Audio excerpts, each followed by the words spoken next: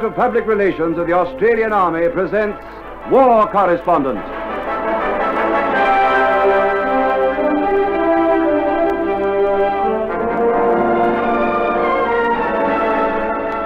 Your name is Mike McCann. You're a war correspondent.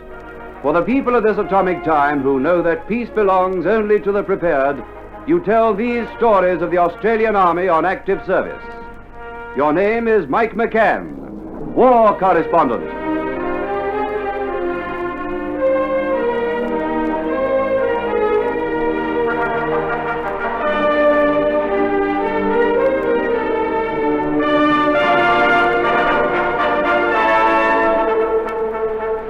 I'm Mike McCann. In the Korean War, like most other wars, the folks back home heard most of the major actions, the big advances and retreats, the battles such as Kapyong or Operation Commando. There wasn't much told of these small and isolated actions that were so often the key, opening a way for a major offensive. No, there wasn't much told about those fierce, small-scale battles that were a grim feature of the war in the opening months of 1951, as the United Nations forces used meat grinder tactics to force the massive communist armies back from Seoul and into North Korea. Meat grinder tactics. That was the name strategists gave to the battle technique in which our men handed out a series of single hammer blows on deep-dug, well-prepared and strongly defended communist positions in the rugged southern mountains. One such action was mounted in mid-February 1951, when the 3rd Battalion, Royal Australian Regiment, was assigned the task of taking a mountain position to help trap a large force of communist soldiers. That position was marked as Hill 614, and it dominated a rugged mountain terrain in enemy-held territory. Nevertheless, orders went out that the entrenched enemy should be hit quick and hard and routed. It was a bitter action, which became known to Australians in Korea as Operation Mountain Goat, because it entailed some of the hardest climbing in the mountainous Korean War.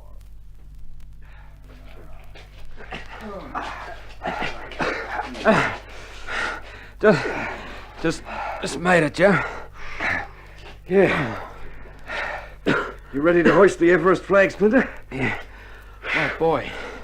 I gotta sit down and take the weight off me ham and beef. Oh, flag. If I had to carry one thing extra, even a flag, I'd never have made it. Why didn't you sit down? Looking at the view. Yeah, this view makes that climb worthwhile. Yeah, fair dinkum, Joe. You get me in. A bloke your age, what is it, 44, with a pack on that you wouldn't expect a pack horse to carry, and here you are on top of the highest hill in Korea admiring the view. Plenty higher, Splinter. Look at that one across the valley. That's Hill 614. Over 2,000 feet of it. And with more commos on it than a dog's got fleas. Save your breath for that one. Yeah, save your breath. Fellow'll only have enough breath to bleed after we finish this, look. Anyway, we ought to bleed. It turned us into mountain goats. This country's too rough for goats, Splinter. Look down there. Down that cliff. You know, I don't want to look down there. I've just climbed up it. Anyway, it makes me dizzy. You were born dizzy. You can't see far down anyway for the mist. I could just see our Korean porters coming along down there. Yeah, they look like flies. Yeah, and about as helpful as flies, too. Break it down, Splinter. You wouldn't be able to move if they weren't here to carry our bedding, our blankets, extra ammo and rations. You're doing a good job carrying that stuff across the mountain peaks and ravines. You couldn't get a vehicle into this kind of country. Yeah, you might if everything wasn't so wet and slippery. Nah. Mountain goat, that's all you get up here, Splinter. Even after the thaw, you couldn't get a four-wheel drive vehicle to even look at these slopes. Yeah, and they reckon machines ain't got brains. They line us up, hand us our personal packs, weapons, ammo, grenades, radios, telephones, cables, trenching tools, decorate us like Christmas trees, and point to these mountains and say, "Take a jaunt up to the top of that heap of dirt." And off we go. Brains. Just as well we haven't got any. Maybe the straw that broke the camel's back. Never mind. Be easier going down the other side. No, I doubt it. Anyway, there's always another side going up. Good old Splinter. Always kidding. You thin, wiry blokes thrive on this mountaineering. Oh, don't even mention the word. How are you men? Admiring the view, sir. Join the army and see the world, eh? You see Hill 614 across there? Savage-looking brute, isn't it? Yeah. Reminds me of my mother-in-law, sir. You're safe from her up here. If the mist wasn't so thick, you could see Korea laid out down there. The Han River's up between those peaks. See that group of three? Somewhere about there. That's where the Yanks are going around on the flank, sir. Well, that was the plan. But this heavy rain has upset plans, rather. The Han River is flooding and most of the crossing points have been washed away. They're having their troubles on that flank. We haven't got any worries from flooding anyway, sir. Joe always looks on the bright side, sir. Then I'll say that Joe's sensible. You can't improve any situation by complaining, can you? Yeah, it don't make these hills any lower, sir. Or mothers-in-law any sweeter? Never mind. You'll be able to give that Hill 614 a nudge with a bayonet as soon as we reach our positions. We have to clear that hill out before we can press on to join the Corps on the other flank. Not going to be easy, that one, sir. Nah. Those ridges are so steep and narrow that we can only get one section onto them at a time. However, we'll see what a night's rest will do. Baker Company will have a crack at the hill first thing tomorrow. We'll give one platoon a go at a time. Baker Company? Which platoon first, sir? 6th platoon, Lieutenant Young's platoon. They can make a frontal attack at first light. Tough assignment. It has to be done. We can't let this hill hold us up, can we? No, sir. And what platoon are you chaps from? The 6th platoon, Baker Company, sir.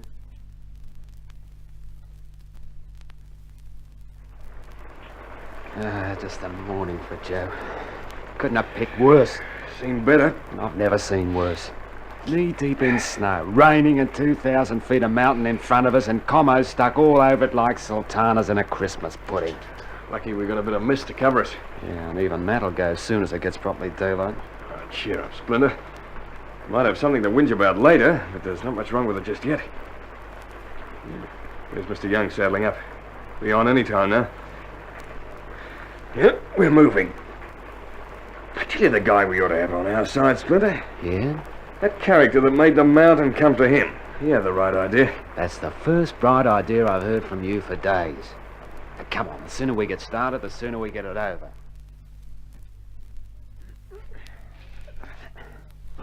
This isn't a hill. It's a precipice. You're right, Splinter. This is the worst hill we've ever tackled. And she gets worse, higher. Yeah. Everything comes at once. The mist lifts and the scrub cover runs out. You see any commo positions yet? Not from where I'm lying, mate. All I can see ahead is a wall of wet rock and muddy yellow clay. It can't be far off now. We've been climbing for 4 hours. We'll know soon enough.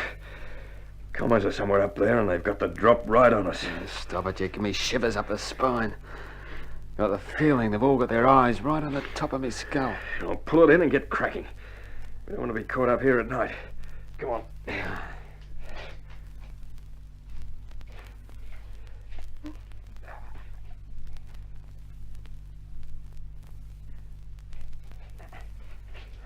Fatten down, Joe. Sighted them, Splinter? Sighted something. So did Mr. Young. He's gone down too. Yeah, not much use going down up where he is. There's not enough cover to hide a cockroach. Hey, look, Splinter. Do you see that goat put his head up above the dirt? Up there to the right. Yeah. Only about 20 feet above Mr. Young. Grinning down at us he was. He's gone now. I can see the fresh earth.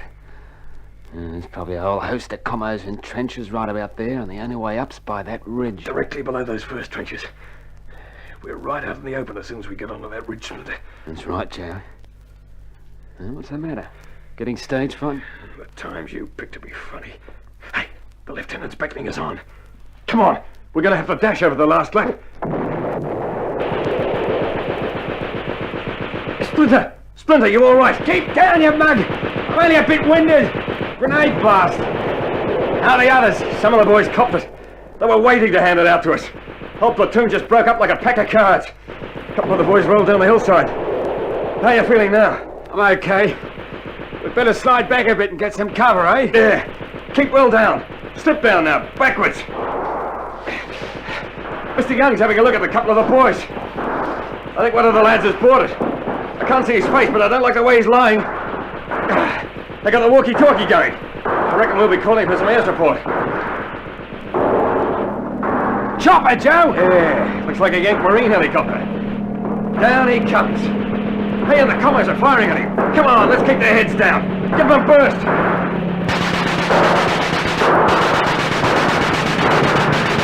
I'm not doing any good, but those slugs are going somewhere. They've got 4 of our blokes under the chopper. Oh, they've got some guts, those chopper boys. You gotta hand it to them. They're off. Good luck to them. Come on, slide down the slope. Mr. Young's waving us back. Here come our jets. Come on, speed up a bit. This hill might heat up any time now. I hope those fly boys know where the target is. They're onto it. You reckon Hill 614 was an active volcano, eh, Splinter? Nothing's gonna live through that lot, Joe. We'll be going up there when the Air Force moves out, and there'll be no commos with a drop on us this time.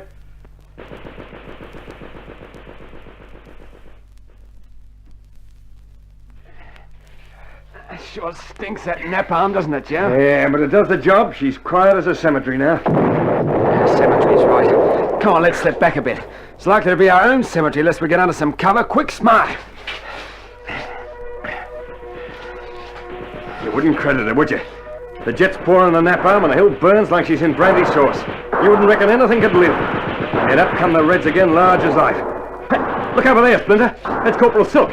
He's taking another section up that other ridge. He'll never do it, Joe.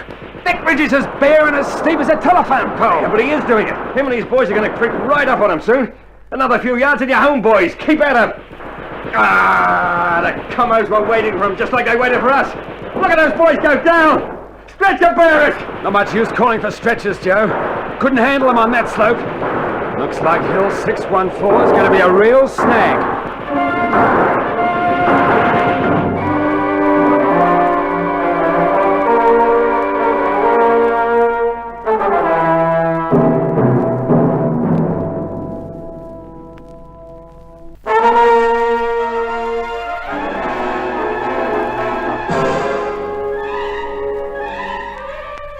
Hill 614 was one of those problem hills to be faced, fought, and conquered as the United Nations armies pressed on with the meat grinder tactics.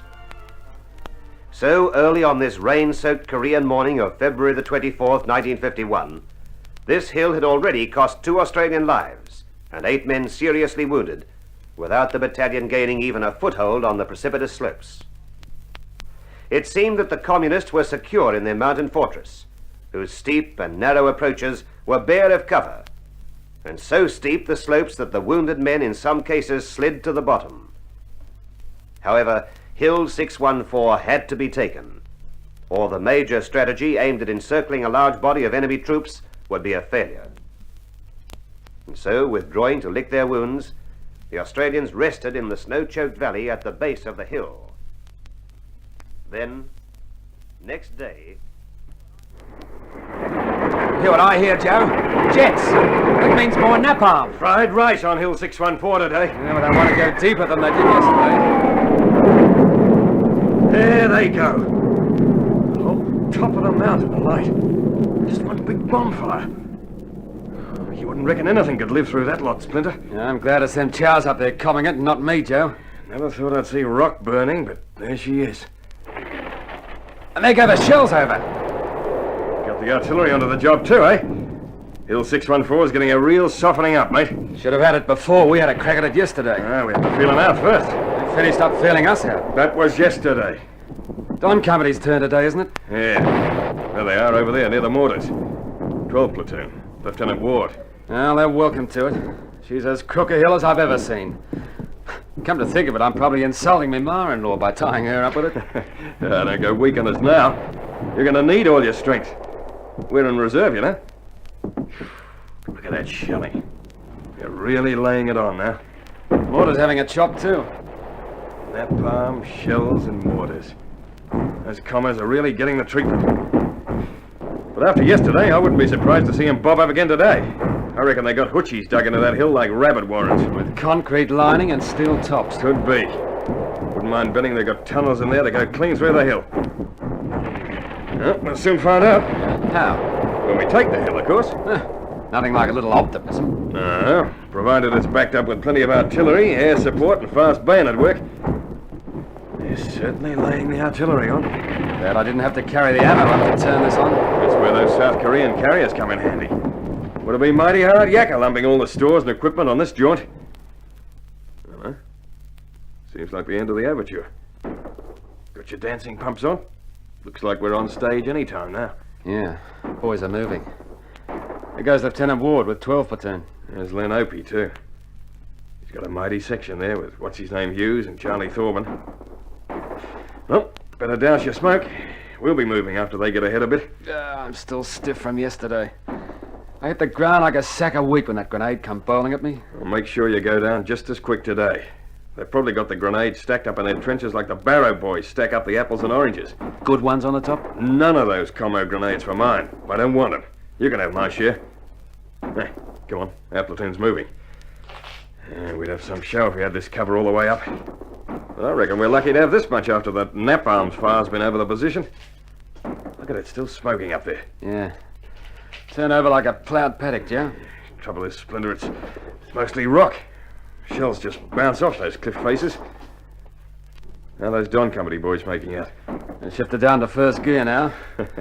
Any minute they'll be doing the old hand over fist routine. And they'll be pulling each other up by the scruff of the neck. Remember, pal? Same as we did yesterday. I remember it. Well, we're not in such a hurry. Yeah. We can take our time. Yeah, like Tarzan, swinging up from bush to bush. One consolation is we haven't got to leap from rock to rock like mountain goats. Don't you be too sure, Splinter. Could be there's some real fast hopping ahead of us today. Yeah, I don't think so, Sport. Just got the feeling inside that napalm and that shelling hit the spot today. Maybe. A couple of hours climbing will show us how right you are, or how wrong. How is this rain? I reckon this is where we go to Earth. Yeah, platoon leader's waving us down. Oh, my aching back. For an old timer, you don't do so bad, Joe. Hang on. I'll light a match and bet you 2 bob you can't blow it out. You might win. Hill 614. I can carve it on me tombstone. I'll just close my eyes and you can tell me how the Don Company boys are making out, Joe. Big crowd at Randwick today, and the horses are lined up at the barrier, jockeying for positions. See Corporal Opie in a good position on the inside. Next to him is Private Hughes, Private Thorburn. Hey, Splinter, it's on! The commos are just rolling grenades down like marbles. Napalm and shells, eh? How wrong can you get? They must have trapdoors over their hoochies, Joe. It's supernatural. What ain't supernatural about those grenades they're rolling down? Look at them bouncing like cricket balls. And right in among the boys. But the boys are still heading up, Splinter. They're wriggling up like snakes. The approaches are too narrow. Keep down, fellas! Relax, son. They're keeping down. See? They can only go up that approach one at a time. Oh, how can those grenades miss them? They're bouncing right over them, mate. Right over them. I tell you wouldn't read about it. You just wouldn't read about it. Oh, how's their form? How's their beautiful high-class form? Who is it leading the charge? Len Opie, I'd say. Lean Len Opie. He's got Hughes and Thorburn with him. And they're among the commos. They're right into him. Hey, keep down, Splinter. Those boys are doing the fighting for the present. Our turn comes next. How are they making out? You could ask the army for glasses. You old codgers always crack up at the wrong time. Oh, codger me and I'll thump you here and now. I got a load of dust in my eyes from that last grenade burst. Now, how are they making out? Len Opie and his 2 mates are almost at that first commo trench. And the commos are tossing grenades at them like confetti. Oh, did you see it? Did you see it? Great mug, of course I didn't see it. What did you see? Commo jumps up out of the trench and he's got 3 grenades. And he throws one at Len and Len whips it up and tosses it back. Oh, man alive! Hughes, get down! Get down! What is it, you galah? Then Opie gives that commo a taste of his own grenade. And another commo comes up out of the ground like a skyrocket. And a bird gun aimed right at Hughes' back. But Charlie Thorburn shoved his bayonet through the red. And that's another one gone. Oh, man, why aren't we up there in that lot? Because our orders are to stay here in reserve. That's why we're here. Oh, but look at him mixing it up there. Right over the commo positions. Then Opie's lost his gun or he's out of ammo. He's whipped that bird gun off the commo to Charlie Thorburn down. He's pouring it into him with it. And they're going over like bottles at the brewer's picnic. Another gun! He's used up all the ammo in that commo gun and he's grabbed up another one now. Look at him go! Yeah, I'm starting to be able to see a bit now. Yeah, wells, they piled up some bodies up there. Look, Splinter, up to the right. Look on your right, commos! I've seen them, Joe. They're onto him. Look at Hughes go! Oh, he's firing his Bren gun from the hip, and those commos on that knot are going down. If you took it more slowly, you'd get more. See, they're going to earth, those Chinese. They'll get some of our blokes if they aren't careful. Look, there goes a grenade towards Hughes. It'll get him. Yeah, it got him. He's down.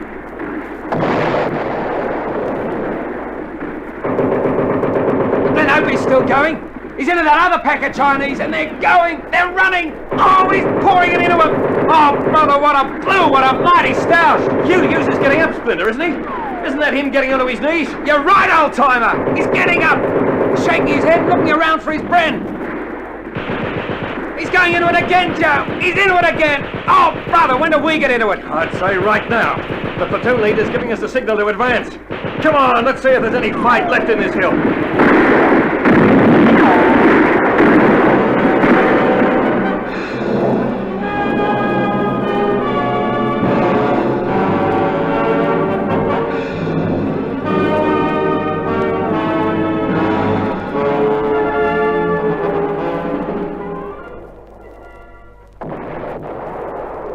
Bo peep of these trenches, Joe.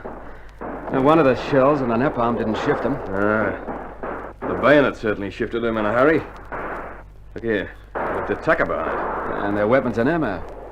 Say, look at this. Stacks of grenades and carbines. They must have taken off in one mighty great hurry. Wouldn't you if you saw Opie and his mates coming at you with a bayonet fixed? Yeah, you might have something there at that. Yeah, but they should have been able to stay here forever. These dugouts could keep you, Jake, even if they dropped an atomic bomb. Might be right at that. But the setup didn't stop Mr. Ward and Len Opie. Just shows that in the field, you've still got to have the good old infantry and the bayonet. Atomic bombs might be all right, but you've still got to have the blokes to go in and finish off the fight. And that's the hardest part of the deal. They don't like losing this hill. No.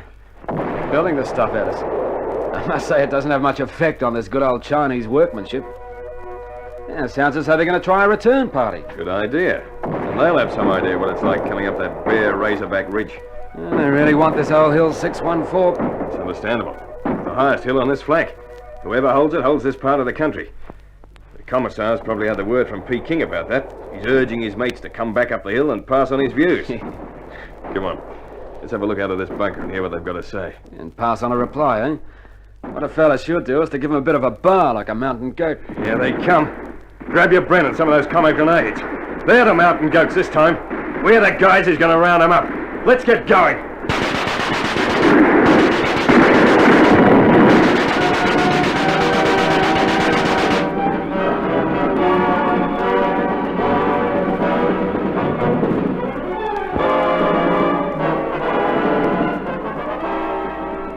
The enemy tried to retake the vital Hill 614, but the steep, bare slopes defeated them, and the Australians easily withstood the counterattacks, and then, with a Canadian battalion, took the neighboring heights, so that this area of hill peaks came into United Nations hands, thus opening another route to the north.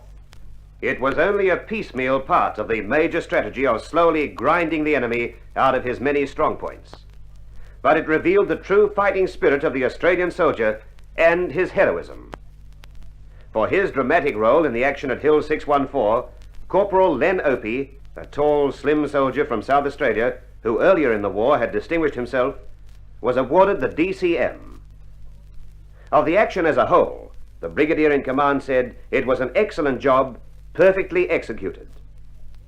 In the overall plan, Operation Mountain Goat took the forces of freedom one slow but sure step towards the north.